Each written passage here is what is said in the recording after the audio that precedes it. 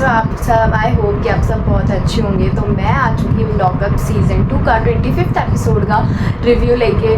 तो जो सबसे पहले जो वो सुबह हुआ कि अपूर्वा को एट रिस्क डालना, वो ऑब्वियसली उसको एट रिस्क डालना ही है क्योंकि उसको इस हफ्ते बाहर करना है, क्योंकि एक इन्फॉर्मर थी और वो 1 वीक के लिए आई थी, तो उसके 1 वीक होने वाले हैं, इसलिए उसे एट रिस्क डाल दिया। और ये दिखाया गया कि उसको एट रिस्क इसलिए डाला क्योंकि वो बेकर्स के उसमें गई बगावत पे उतरी। ये वो अकेली नहीं थी, वो और भी लोग थे, और भी लोगों को आप कर सकते थे, पर आपने किया नहीं। आपने मास्टरमाइंड दिमाग चलाया कि जो मेन कल्प्रेट था उसी को कर दिया, ठीक है। तो वो तो उससे कोई फ़र्क पड़ा नहीं क्योंकि उसने वैसे भी जाना ही है, ठीक है।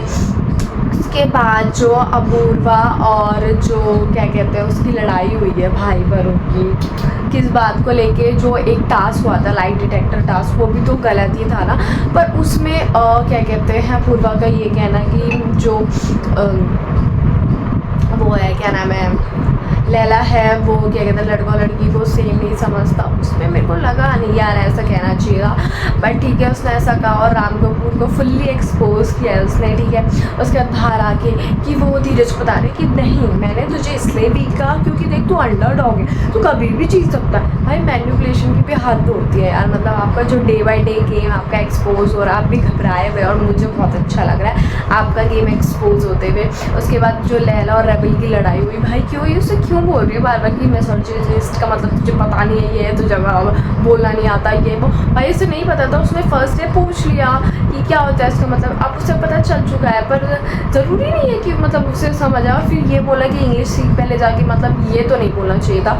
उसके बाद तुम आकांक्षा को बोल रहे हो कि उसको सीखा, भाई वो उसके साथ पूरे दिन रहती है, उसका मतलब ये थोड़ी वो उसे चीज़ें सिखाएगी, वो उसकी मम्मी थोड़ी यहाँ पे बनने आई है। उसके बाद तुम बातों बातों में उसे गाली दे रहे हो, ये नहीं बोलना चाहिए था। उसके बाद आकांक्षा भी मतलब अपना स्टैंड तो ले रही हो, फिर भी वरुण को सपोर्ट कर रही है, जबकि वरुण ने ये बोला कि हाँ उसे ये नेटफ्लिक्स डिजर्व नहीं करता, ये वो, फिर भी तुम उसी का साथ दे रहे हो। कैसे हाँ वो कांशो डन स्पाइनस।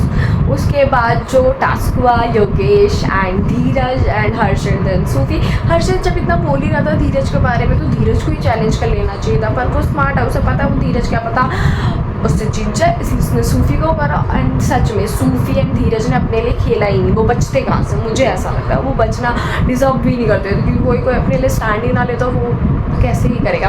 उसके बाद योगेश ने बहुत अच्छा टास्क खेला, मतलब वो इधर से भी ले रहा था, और अच्छा वो उसने आकांक्षा को हटा दिया, वरना सब बोलते कि आकांक्षा की वजह से अंदर आ गया। जैसे शिवांगी ने पूरा गेम ही पलट दिया कि भाई पूरा ही वो खेल दिया, वो भी आकांक्षा ने कहा कि तू ही रख लेना पूरा, तो उसने रख लिया और उसने हर्षद को जिता दिया। सो या एंड अब इस हफ्ते बहुत सारे लोग जाने वाले हैं, सो लेट्स सी कि देखते हैं कौन कौन जाएगा। सो या that's it for video. Like comment channel subscribe करना बिल्कुल मत भूलना।